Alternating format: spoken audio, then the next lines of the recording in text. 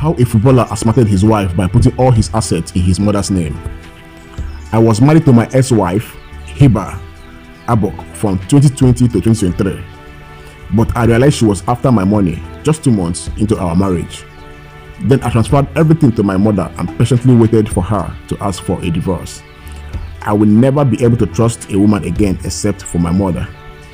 My mother and I danced together after my divorce.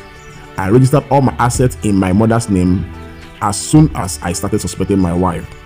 Our marriage lasted about a year before our divorce, and one morning we had a small argument.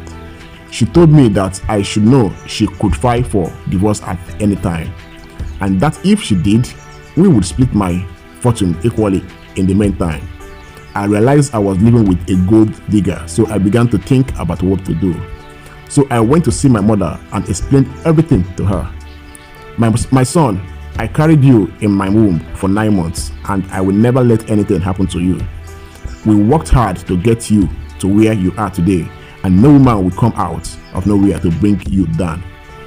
Then we immediately transferred all the money and everything I owned to her, to the extent that even my clothes and the jerseys I used for playing football were also in her name. When my wife filed for divorce and demanded half of my fortune, I wasn't worried. She even told me I would be ruining our divorce, but I laughed inside. And we always say, failure to plan is planning to fail.